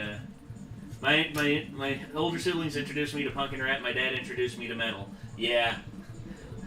Yeah, that's a good introduction. Yeah, Nate likes what he likes. Yes, I like what I like. But he likes some good shit, man. It's like, he turned me on to a lot of shit. A lot of different kinds of music. Well, like Mick Gordon, I would have never known who made the shit or how that whole thing went down. You gave me a seminar on it going down the road one day, and I fucking just had my mind blown because... Well, yeah, I mean... What a badass motherfucker, dude. What a crazy... He's hands down one of my favorites. What a crazy badass motherfucker to be able to do all that. Crazy Aussie motherfucker. I love him. Marvin Gaye... Didn't his daddy do... Yeah, his dad killed him. Oh my god. Sarah Williamson, his dad was jealous of the fact that he actually was successful. Because Marvin's dad was a singer back in his day, but when he tried to come up, it was not a good time for black singers in the United States. Or people in general. Period. Black people in general had a hard time. And Marvin's dad was never able to reach the level of success he wanted to. But then Marvin did. But the thing about Marvin is he also abused drugs like cocaine and heroin and all that. And Marvin's dad became a preacher. And eventually he got so upset with Marvin that him and Marvin had an argument, and Marvin's dad capped him. Marvin's dad, shot him dead. And Marvin was only 43, 44 at the time. Too bad, man. The man had so much more good music in it because he literally just came out with Sexual Healing, which was his biggest hit song for last 10 years. Dude, he literally was. He was too bad for this world. That's what Marvin Gaye was. Yeah, he was. Because it's all good. His love-making music, I'm not saying that wasn't enough to make me aware. I was like, damn, this man is a sensual, singing son of a bitch. Yeah. But then you listen to his hard-ass shit, and it's like the same kind of class, but he's talking about being the fucking man out there on the streets. Yeah. And it's like, damn, dude. This was a cool motherfucker, dude. He was. Period. Yeah. Superior songwriter, superior musician. A lot of people don't know that. Marvin played a lot of the musical instruments in his stuff. He was a drummer in the beginning. I did not know that. Yeah, he was a drummer. But it just like, you know, makes sense to how he can ride the fucking beat, man. He knows it. Oh yeah. And I'll never forget like him doing I Heard Through the Grapevine at Montreux. Like he was sitting there, and he literally had someone like bring a telephone out to him because in the interlude in the beginning, it's like him saying, "It's like Marvin, I found your girl down here, man. She's messing around on you. She's messing around." And he's sitting there, and he's just like listening to it. He's getting into the groove. The band's playing in the background. He's just getting into it. Then he just hops on the piano. He's like, "I heard through the grapevine, not much longer would you be mine." Yeah, just damn. It was beautiful, man. I mean, just hearing him sing just brought tears to my eyes. And it's been like that with several people. I mean... And think about the games, man. Like, back then, relationships and people playing games on you and playing with they your could get away with a lot easier back then. Oh, bro. A lot easier. I think that's one reason why a lot of relationships lasted. Was because no one knew. No one freaking knew. How could they? Because of God, man. Because of God. That's why God was a huge thing, man. Because people were like, please keep track of this woman. Please. Please make sure my man ain't out there. Yeah. Please make sure they ain't doing nothing. Please. I had to sing Heard Through the Grapevine in 5th grade for a play. Yeah, dude, Heard Through the Grapevine is one of my favorite Marvin Gaye songs. I know that CCR covered it, and CCR, they do actually pretty good covers, and John Fogerty is a really good singer in his own right, but that OG version with Marvin Gaye, please, I will never ever forget that. Yep, glad we got to talk about Marvin Gaye. That's dude, yeah, man, always. Barry White, that's another one too. Yeah. I liked him, but I just wasn't as big of a fan of him as I was Marvin Gaye. Well, no. I mean, for me personally, I think Marvin had a much more like song in terms of his song set. He had a much more like high range of song set. Oh yeah. Whereas Barry was soul, R&B, and gospel. That was all he was in the South. Or because keep in mind he came from Galveston, Texas, and.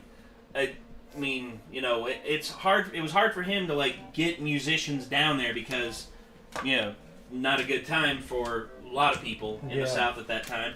But he managed to do it.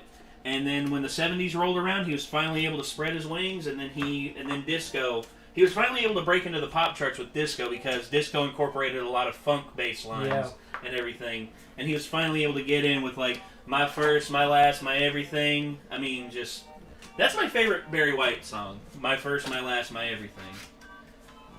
My first, my last, my everything. And the answer to all my dreams. And put it on a pedestal much there, Barry? The thing was, Barry just loved women. He never was really he was never really like a single. He was never really all settled down for just one woman. But my first, my everything. He was a lying son of a bitch, wasn't he? Yeah, he was. He loved the women, dude. He couldn't help himself.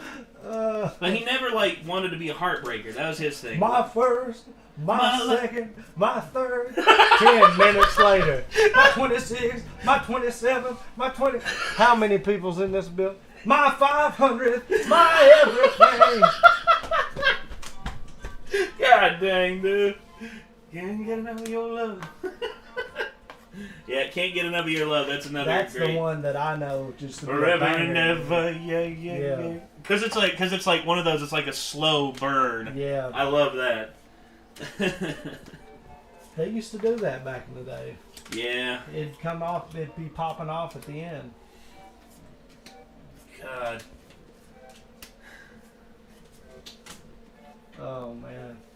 See just like thinking about musicians and like superstars and rock stars, just athletes, politicians, all these people that are in the public eye big time. Oh yeah. Back in the day, Man, they were just out here running fucking wild, dude.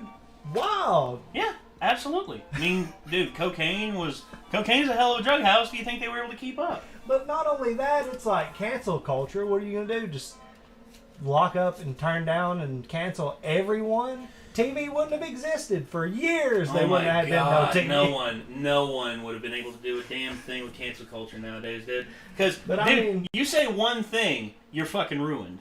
Bro, here's the thing. Like, I know it's going to happen to me. I'm going to get canceled eventually. No, if I get popular enough, I'm going to get canceled. Dude, check this out. People still go to Motley Crue concerts. Yeah, even though... Bro, yeah. I mean, this table would not be able to hold the weight of the paperwork from those guys for everything you Vince could Neil fucking killed imagine, someone dude. and was out of jail 30 days later. But I mean, I'm just saying, like, it's insane. What people have done throughout the years is just insanity. Oh yeah, dude. Insanity. I mean, yeah. Tom Petty, that's another one. Yeah, gosh. I'm sitting here 1 a.m. sipping on a beer, listening to two dudes from the other end of the world talk about music legends. The internet is great. Soul Creek, that's how we roll, man. We're all over the place. We're in terms of information, we're jacks of all trade. We each have bullshit, we each have shit we bring to the table, and we enjoy talking about stuff like this long form. Dude, here's one that blows my mind. Johnny Rotten, bro. Yes. Oh, Johnny on the spot, baby. He's such a crazy bastard, and I will never, ever, and this is one thing that I do not like about the punk rock community. Mm-hmm. There's too many people that can't disassociate from musicians that they find entertaining. I can find someone entertaining without seeing them as a role model or somebody that I want to be like, or that I think is a good person, or that I respect them, other than being entertaining. Yeah. Right? Yeah. But then you've got Johnny Rotten, right? Because there's like so many reasons why he pisses me off and that I think he's so fucking full of shit. But when that Seville guy who was like, you know, doing bad things with like terminally ill children and had that children's show and shit in England. Yeah. He was on the BBC in the 70s bringing that shit up. And just like, hey, why are you guys allowing this guy to masquerade around here and be gross? We all know he does it. Yeah. And you're going to get at me because I said the F word last week on TV? Give me a fucking break. Give me a break, yeah. Like, when are you going to do something about that? And they were like, well, we probably won't even air this segment now, so thanks. And lo and behold, this guy comes out and is like, fucking legitimately has done this shit and is like actually a terrible person and ends up like coming out. He's ruined so many people's lives and stuff and was taking advantage of these terminally ill children and stuff. Yep. And it's shit like that. You see, great acts carried out by people that we may necessarily not agree with 100%. But he then comes out is like all about the QAnon stuff and all about just an idiot, you know, and he's just become a total idiot. Well, he's a toolbox in a lot of ways, which that's fine. Well, again, dude, that's just like Daryl Davis. Daryl Davis is one of the greatest human beings in my mind and ever to exist in terms of like what he's done for like race against racism and all that. Yeah. And anyone who says that, anyone who calls that man a Nazi or neo-Nazi or anything like that, get the fuck out of my chat. You're talking about the dude that goes and like he goes and finds Klan members and reforms them, gets them to get. He has a collection of Klan member outfits that he has literally gotten from them, and thank you letters saying thank you for helping me give this up and making me realize how ignorant I am. I think he's doing a great thing, but I also think he's crazy as fuck for dedicating his life to that. Well, someone has to dedicate their lives to something, and in truth, if he can slowly erode away the bastion of racism by doing that, and it's his choice to do that, who am I to tell the guy not to? I'm not trying to tell him not to do it. I just think he's crazy as fuck for doing that. Yes. The dude literally had a meeting with a Grand Wizard in Baltimore, and he literally, after about 2 years of talking with this man, convinced him to give it up. Yeah, I saw that. Grand Wizard. Bro, Like, that's highest order right there. Did you hear his story of where he met the guy in the hotel room and some ice dropped in the bucket for like it started melting in the drink thing they had, like a cooler or something. Mm-hmm. The ice melted and went, and they both like thought the other one was pulling a gun and like tripped out. Well, yeah, dude. I mean, you're in a very high tension situation like that. Daryl Davis is literally the perfect example of what humans can do if they just talk. Yes. And that's my whole thing. Yeah, but it's like, if you met somebody in Denny's and you're like, man, this guy's got some radical beliefs, maybe he's got a t-shirt you recognize or something, like, I got to go talk to this man, and then you have a meeting and that happens organically, but to go out and be seeking these people, this guy is a maniac. I'm not saying what he's doing is bad, but I'm just saying it takes somebody who has something. Balls, haunches. Well, he got something happened, man. Wasn't it something got thrown at him when he was marching with the Boy Scouts and he didn't understand why people were being racist to him? Yes. And his parents had to break it down to him because he had grown up and like his parents were diplomats, and so he was around all kinds of different cultures of people. Yes. And I think so. So that moment, like Bruce Wayne's parents dying in front of him, when he was a child, these people being racist and throwing shit at him and he didn't understand, must have impacted him to where he just went on a fucking crusade like Batman after the fucking planet, dude. Yeah, I don't doubt it. I mean, given the fact that, well, some people want to dedicate their lives to something good, and he felt like he could do the best if he did that. Because keep in mind, Daryl, he travels across the country all the time as a blues musician. Yeah. And if he wants to, like, and he seeks these people out because, I guess, he just doesn't want a world where hardcore, where racism is not as prevalent. And here's the thing: I've watched Daryl Davis multiple times. I've seen like him on podcasts and shit like that. He's a superhero, dude. Well, he is. But at the same time, he has beliefs that I don't agree with. But that doesn't mean like that. What? Well, for instance, he is so quick to just okay, historical purposes. You know, let's go back and let's say Columbus. Yes. Columbus. A lot of people want to paint Columbus as like one of the worst human beings ever to exist. Blah blah blah. He wasn't a good one. Well, no one back then was. And here's the thing about him, though. Everyone wants to paint him as the worst human being ever, when in truth, like, a lot of people associate him with misnaming the natives. Which here's the problem with that: he didn't. It was the Spaniard. It was the Spaniards who misnamed them, because when Columbus came over here, he wrote in his journal in very poor Spanish because it had to be sent back to the Spaniards for them to translate it, and he called them una gente de indios. Now, when he wrote that, he was writing a people in God. A people in God. That's all he wrote.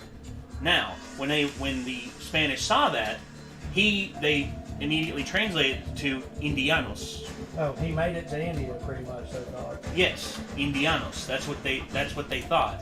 And the truth is, like people want to portray him as the worst of all time when they forget about Cortez. They forget about. He's not the worst of all time, just like you said. He was just one of the people involved. He's a victim of history. He was happily imperialistic, bro. Of course he was. Well, imperialistic and also holy, because keep in mind, he did this as part of like a holy crusade as well. And he used his scientific knowledge as an advantage to convince the natives that he was in fact an emissary from like the gods. Whenever he predicted quote-unquote an eclipse. Yeah. And when he did that, the natives were pretty much in the palm of his hand. I just feel like, you know. And Daryl Davis was just so quick to just like say, oh, he's one of the worst human beings of all time. You know, the world would be a much better place if he never existed. And me on the other side, I'm just like, no, in truth, like, I don't think he's like one of the worst of all time, but I think like people are so quick to throw him under the bus simply because they want to. Yeah, I also just like hate most historical figures because the large majority of them are shit people. Most of them did horrible things to be remembered. To get to those places, even now, to be people who really get remembered, you gotta be a fucking shitty person for the most part. Yeah. And that's why there's so many high level people that do get busted out. Because there's so many people that'll do whatever it takes to get in those positions that do. Yeah. And they're shitty people for the most part. Like, And they don't have to be. They don't have to be the kind of people that like do something heinous. But, you know, just somebody like, you know, the whole thing about Ellen, if you're being a supreme douchebag to people, people should know that. Like, Yeah. like if you're a Like, fucking douchebag... here's what I'll say. What you see on camera with me is what you get. I'm Yeah. not anyone different. The only time you'll see me doing something different is when I'm acting in a role or something like that in a film project that we're doing. But other than that, what you see is what you get. Which is, that pretty much goes for both of us. Yeah. Like if you go see Chad at a punk show, he's pretty much the same person, like on stage that he is here. Yep.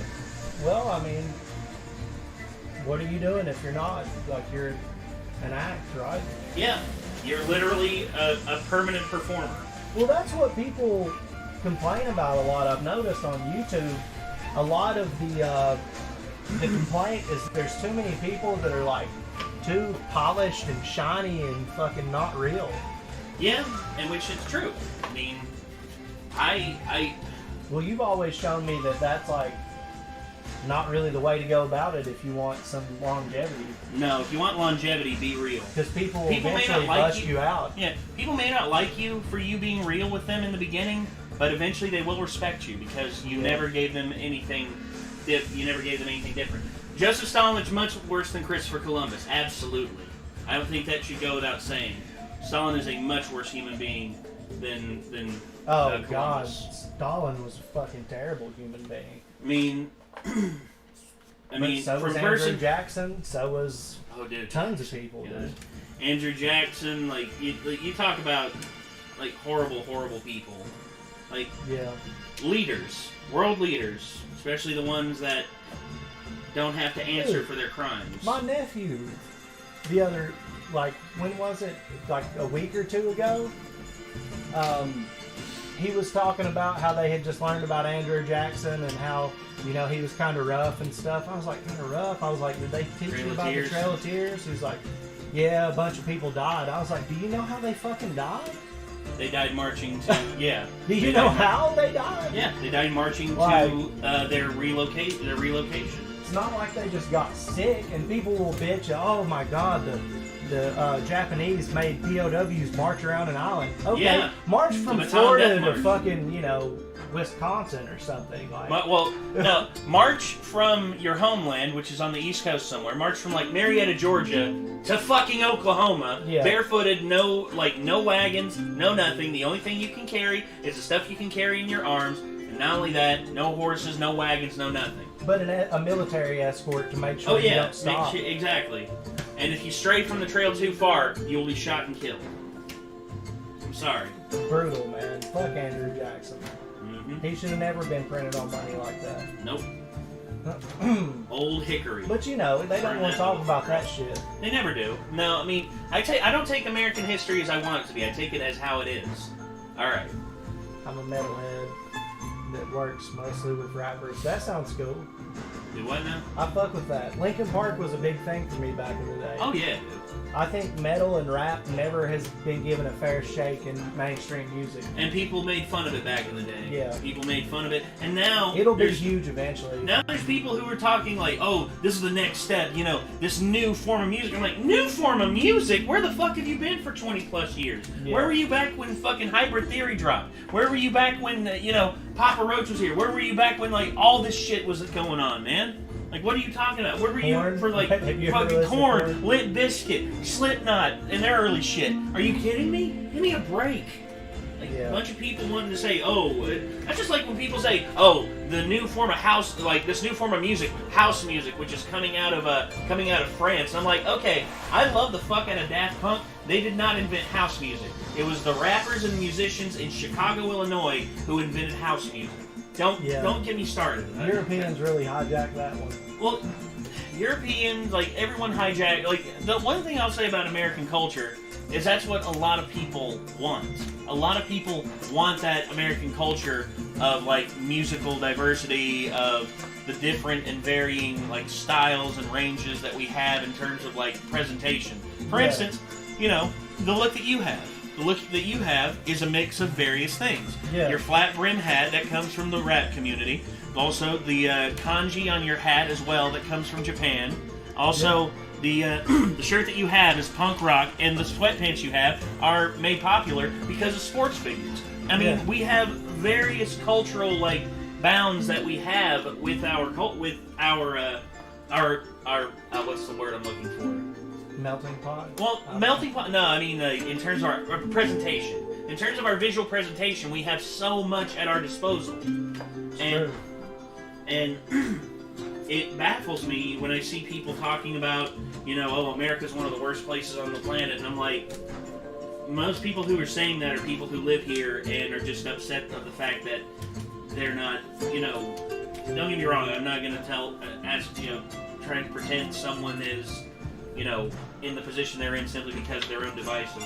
We know plenty of people who are. Yeah. A lot of pillheads who are just upset at the fact that, I could have been a driver for NASCAR. I could have been one of the greats, man.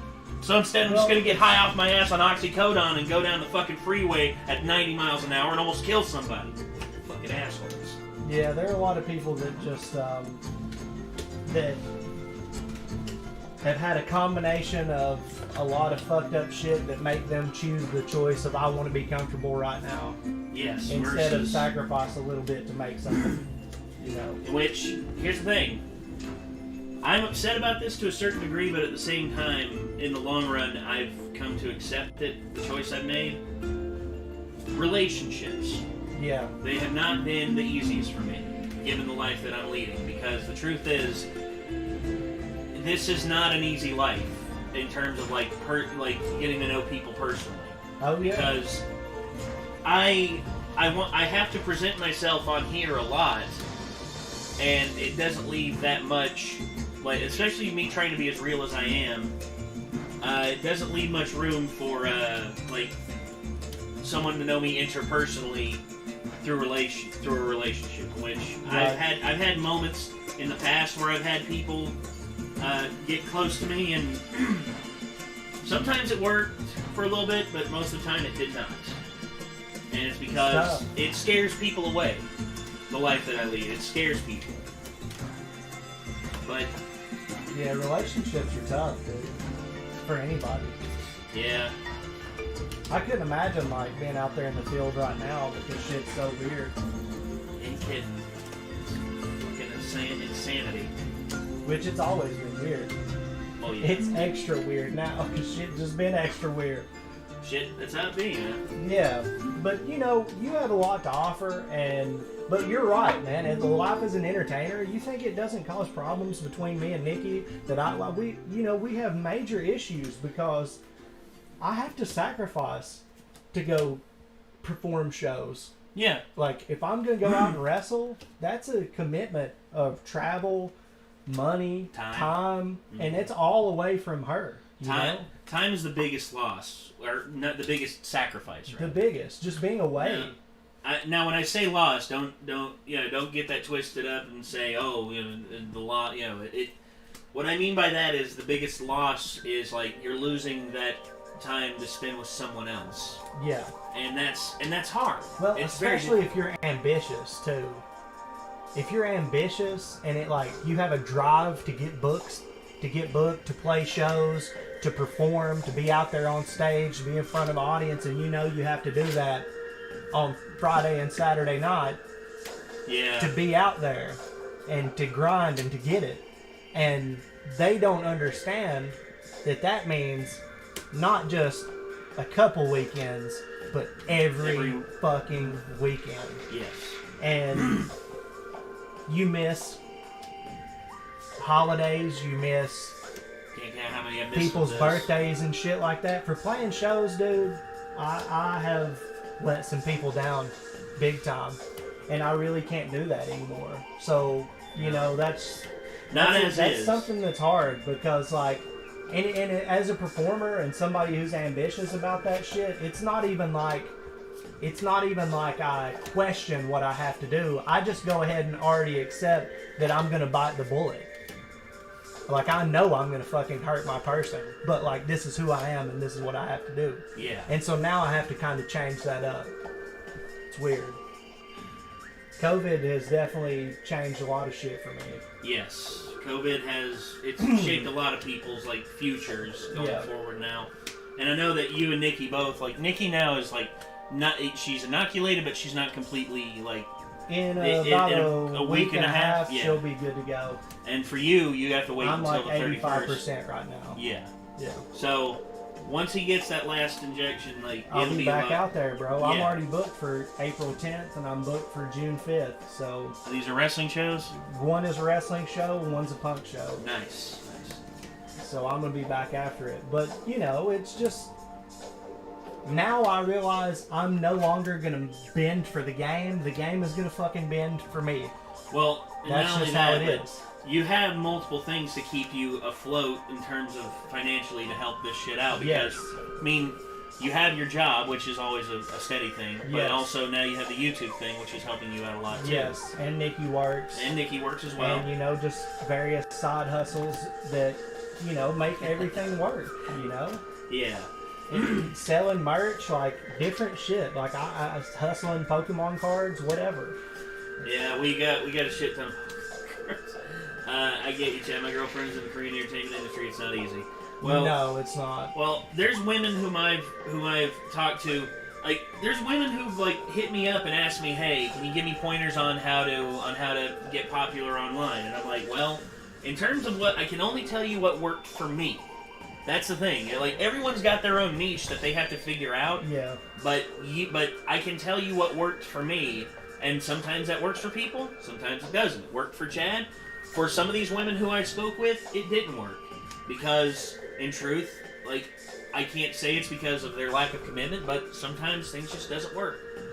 Daniel Scott, yes. I have seen the new Zack Snyder's Justice League. We actually had a big rant about it earlier. Chad is not finished with it yet. I finished it. I'll say this.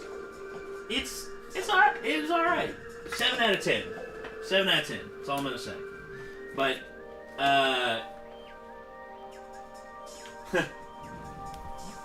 there's also a band called Varsity. It's like metalcore and R&B. Oh boy,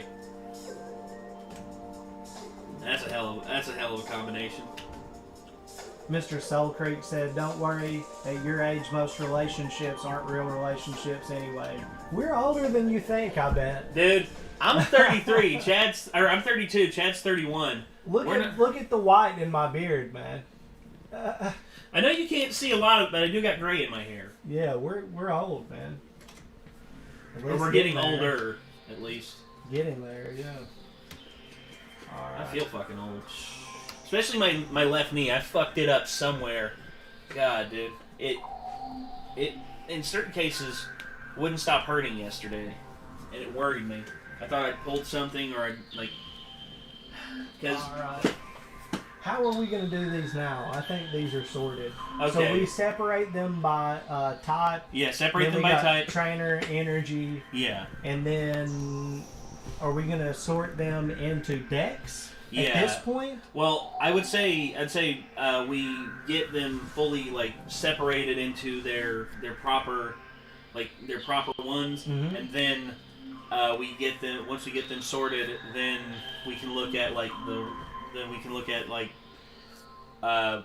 how to build decks with them, and then afterward, like, we have like enough of a sorting done, then we'll put in like the rares and hollows and secret rares and shit like that, because I want to is it better than the theatrical cut? Yes, it's better, but I'd say in terms of what we have here, this is like, oh wow, yeah, I haven't found any of these yet. Yeah. I haven't found any yet. Wait, which one is the dragons over here? Unleash the dragon. Unleash the dragon. Yeah. But I would say once we get, because I've got these 3 rows done, plus this 10 done, and this box done. Yeah, I need to get these all out, get them all put in their right order, like. Okay. And then once I get that, because I'm trying to figure out, like, are we going to separate these into sets? Or are we just going... The sets part is going to be the most difficult part. Yes. If we did that. Ain't kidding. So, I don't know. There's a lot for us to go through and get into these. Well, we've got to build binders, dude. That's the thing. Yeah. We have got to decide whether or not we're just going to cherry pick and say fuck all, it doesn't matter which set that they came out of, or do you want to try to put one of each from each set? Because I'm starting to think maybe that would be stupid. Because this is just so much shit to go through. To pick one card from each set, we would have to separate them all into their sets. Yeah. It's tough, man. It's a tough It decision. is. There's a lot to decipher. I'd say for right now, let's start building a few decks, just to start out. And if there are any that interest us, like for instance, like these are the ones. If we're gonna go through those these, are the good ones that we want to definitely curate. But like, how about this? Let's go online and find some good decks that are like pauper decks, which means that they're like cards we probably have a shit ton of. Yes. And then we'll like build them out, and they're competitive and good, but it'll be made out of cards. And then the thing that'll really separate the shit we send out are the good cards that we put in there as extras, and the decks are just like well built, playable. Yeah. And then there's a collection side to it as well. You like that? I like that. I like Cool. that. Let's try that. Because they have deck lists online for like pauper decks, so Yeah, we'll build some of those, and we'll have all those cards because it's just built from the easy to find ones.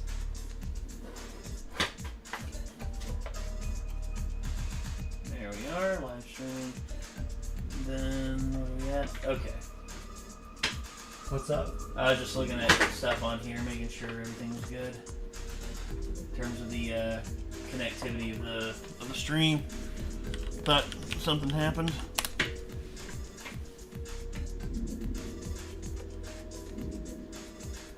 Hey, did you actually hear that iCarly's making a comeback at Paramount Plus? What? I'll say this: if Baby's not involved, I'm not watching. I never watched it. I'm joking. I didn't actually watch. All I know is that there's the "Give it!" like fell from the ceiling. That's the only thing I ever saw. That was a meme for a long time. Oh. My lost years. I guess. I don't know. All I know is that I saw it and it's like, give it! It's like my expectation. It's like me hearing about such and such from Nintendo. My expectations. Give it! Damn. Just savage memes came out of that. Well, look at that. That's got to be, pretty decent start to a dragon deck. Oh hell yeah! Plus I got a shit ton in here too. I'll be able to get those out for you. So these are all sorted. Yeah. Now finally, it took me 2 streams, but I finally got the box. You got them. Me, I've got just this row left, and then after that I'm good. I've done this box, this 10, and these 3 rows. So, yeah. Damn. Indeed.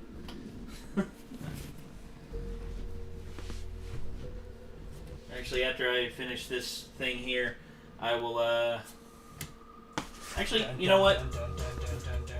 Here we go. Okay. Oh, okay. I see what you're doing. So, if you want to look through some of these. Let's bust it. Yeah, those are the reverse hollows and seek and rares and all that. Ooh, reverse hollows. Yes, reverse hollows and rares and shit like that. Alright, we're going to try to do these by type. Yeah, I guess. I mean, if you find any in there you want to keep, have at it. There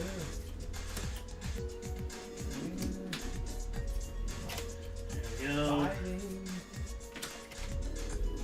Did the dark reverse hollows look like they're not even reverse hollow? No, I know. It's ugh. I don't really like those reverse hollows that Me much. neither. I never really did. It kind of looks green, right? Yeah, kind of looks. Ugh. Don't like it.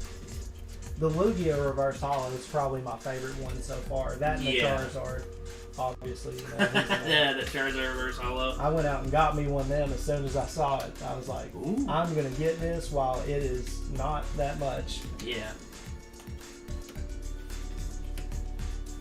Because they usually go up, man. Charizard's just that guy. They do. Charizard always goes up, man. Give you doing a 5-star Frog Splash. Get it! Give you isn't returning, apparently. Not watching it, then. I wouldn't have watched it anyway. I just tuned in and see if they did another meme like that. I'm here for the memes.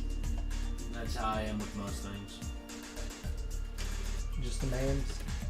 Yeah. Just the memes, man. Like, just the facts. But it's just the memes.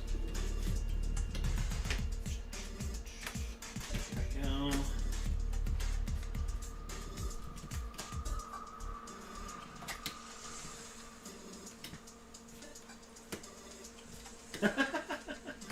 Pokemon always bends over backwards for Charizard, and I'm so sick of it. I would agree with that if it weren't for the fact that there are not hard to find Charizard cards that are worth a lot of money. And that means that the Pokemon Company printed a bunch of those cards, but people still wanted them so bad that they are worth a lot.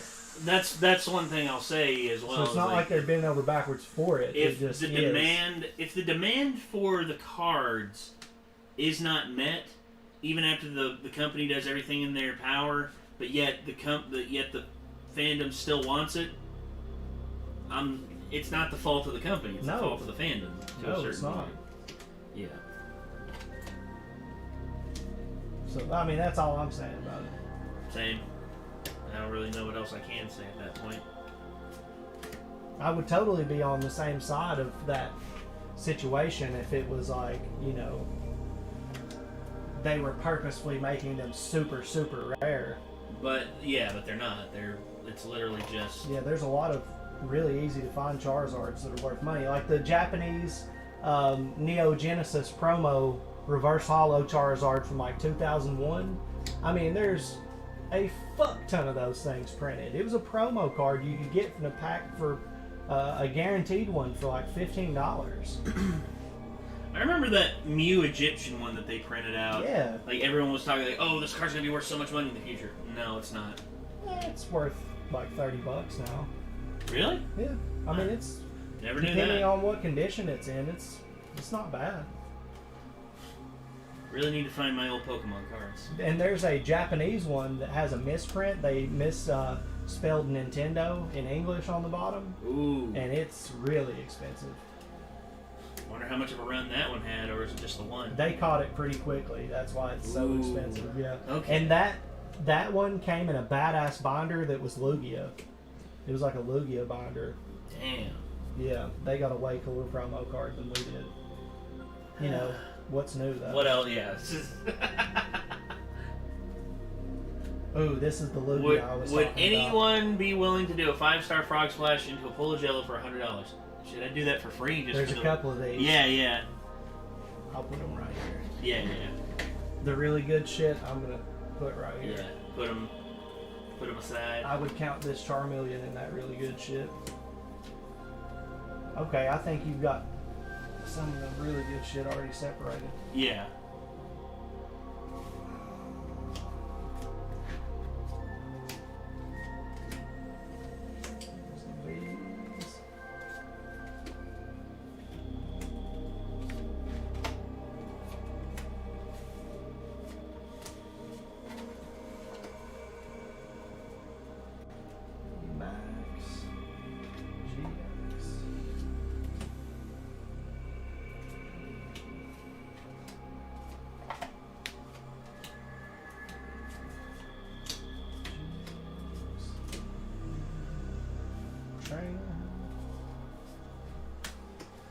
Dude,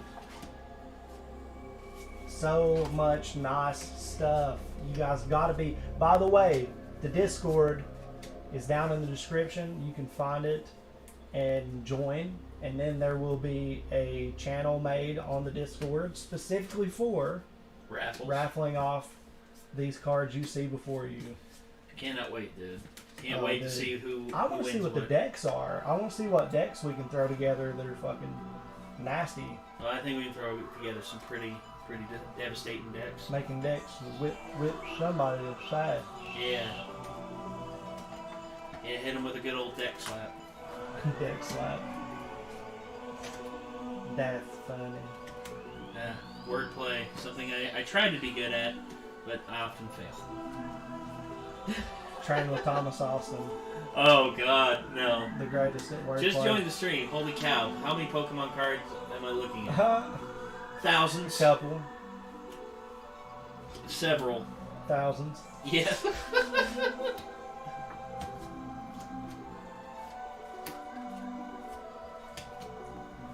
You know, I fuck with people like that, talking and just doing shit like that, and people don't get it a lot of times. Oh, how I can play off of their own words, yeah. It'd be like it just confuses motherfuckers a lot of times. Yeah. Most people are kind of like they don't expect you. This was you one of your guys that you. Yeah. I remember that. I'm trying to throw the good ones. In the yeah. Well, the good reverse hollows anyway. We got a lot of reverse hollows, that's for sure. Jesus. Time. Boy, oh boy, how many of these? This is going to be a trio. I can almost guarantee everybody signing up will get. Yeah, Altaria, Hatterene, and these we got a shit ton of those. God, it's never ending. For sure.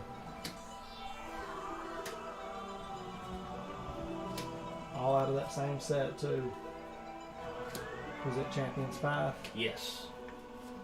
Champions Path had a lot of like big like it has those only 2 big Charizards in it, but gosh. First time catching a live stream. Well, hopefully we can entertain to a certain degree. I was real jacked up, but the guys in the eyes, it was a good laugh. Oh, I still remember the Pokemon event of the racist Gengar. What? I heard about that. I have no clue what's...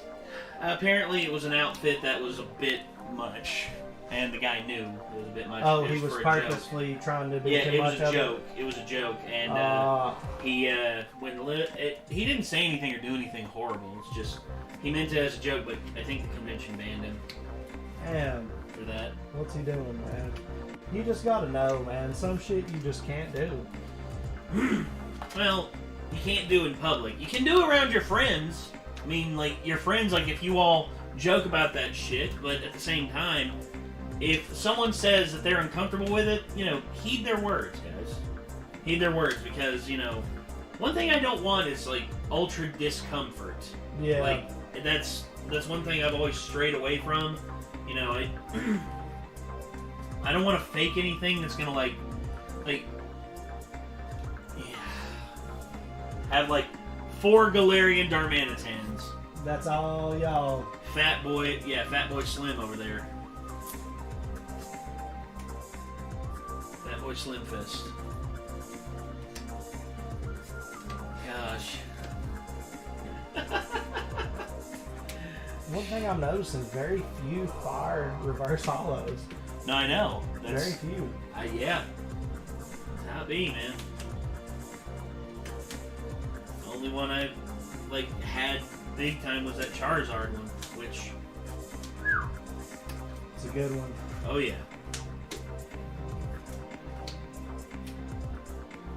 Items...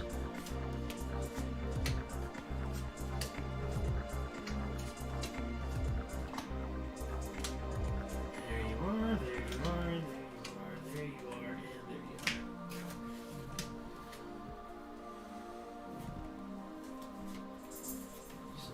Milo, Beedrill, Rockruff. Weedle. Ridiculousness, dude. So many of the same fucking cards. Too much of it, dude. I didn't think it would be like this with the reverse hollows, but it is. Oh yeah, dude. It's like the same fucking ones a lot. Yeah.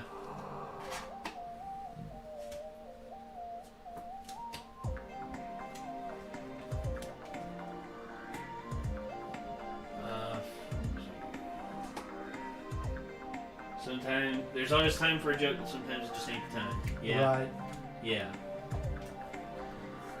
You know, there was one meme I was like super happy that blew up. Was the evil eye Luigi on the Mario Kart. I was so happy when that one blew up because I was just like, finally we get a Luigi meme. And then there was that guy going around. Did you see the guy going around the conventions in like the little go-kart as Luigi, like with the mean look on his face, like chucking shells at people, just like, what up? Here, I'll show you that real quick.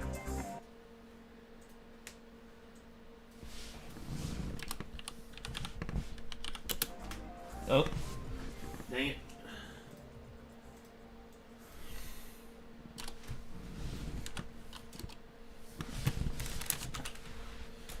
Okay.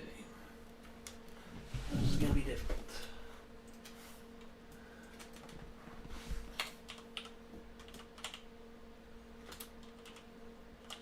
Let's see.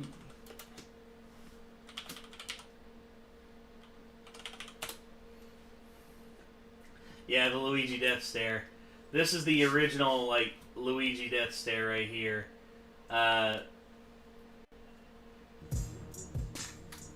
Yeah, so just the death stare from him. He's just like, look at that motherfucker. And then you go to conventions, and then this happened. Anime. This is 6 years ago. Damn, this makes me feel old. But look at this.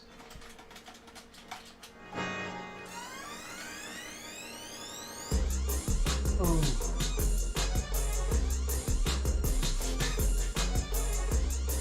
Like, what up? What you gonna do about it? Nothing.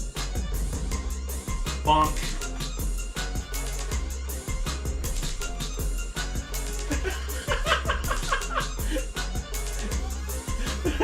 Out here killing it. Bruh.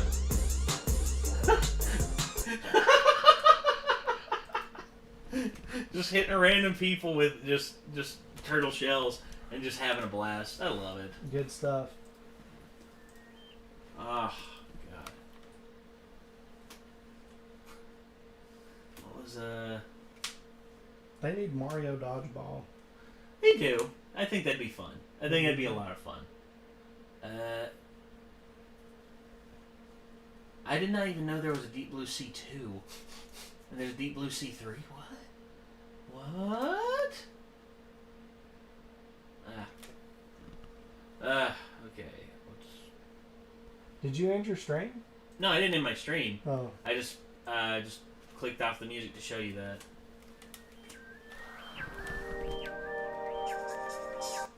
See, how long have we been going? We've been going. Almost 2 hours. Some of these are getting stuck together too. Some of the Sorry about olives. that. Sorry about that. I ran out of toilet paper. Ah. Makes total sense. Totally get it. You saw that Darmanitan. Yeah, I was just like, there's plenty of you. There's plenty of you. I'm just gonna ruin it. I'm dreaming of a white Christmas. Snow by the bushel. Oh God. Okay, let's get this over here. Oh yeah, Rad and Dirty. Well, it was. Oh, that's even worse.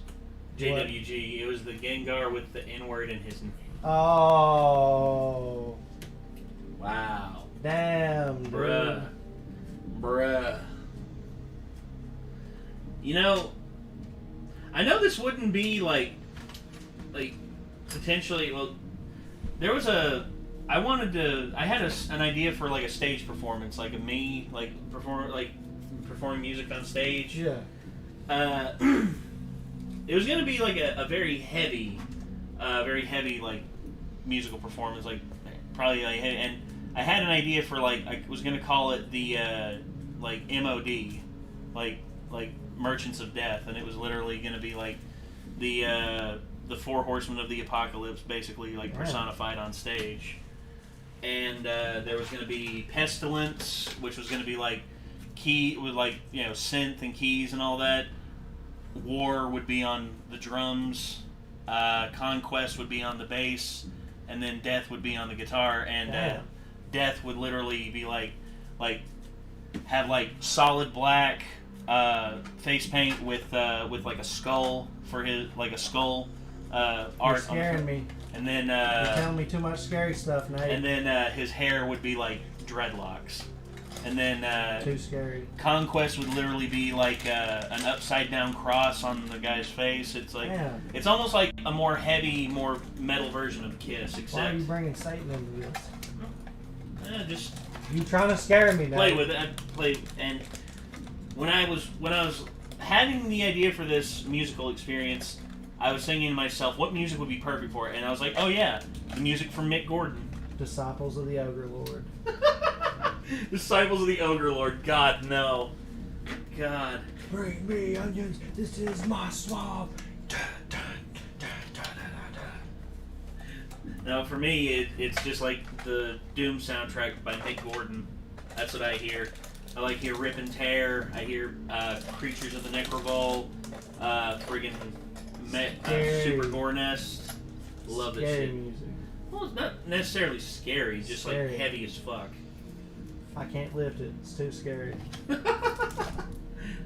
Origins on Earthbound. Oh gosh. Earthbound. Mother 3. Yeah, that's a weird game. It is. It's a very weird game. You still need to play through what is it? Or at least try it out. Secrets of Mana. Yep, I do. I've never played it. We've got it on SNES up there, and it is. And Nick played through it, and it's the first real action RPG where you can actually still move around, and it's like, fuck yeah, that's ahead of its time. That's what I've heard. Can I request a song for you and Chad? Ungratified by Cashel. Here's the thing, we're playing this stuff that you're listening to does not have copyright to it. And the only thing, I was worried, because I forgot about, Riding Dirty being in that Luigi one, and I'm like, well, I'm going to get hit for that. Oh, for sure. I even did, it was some kind of trap house remix shit of some rap songs that played accidentally at the end of one of our streams. Mm-hmm. And I had to, for a solid week, fight stuff on that, dude. I mean, it was... Yeah. And this was mixed in a way that there's no way without a computer you would ever know that some of that music was being used in it, because it'd been altered so much. Yeah. But they don't give a shit, man. Well, and here's the thing. I mean, it's gotten to the point where this melody is too similar. Instead of it being it's can you prove that it is not the same melody? And it can be 2 seconds of music. Yes, and I don't get that. And within copyright, isn't it 10 seconds? Yeah, within fair use, it's usually 10 seconds.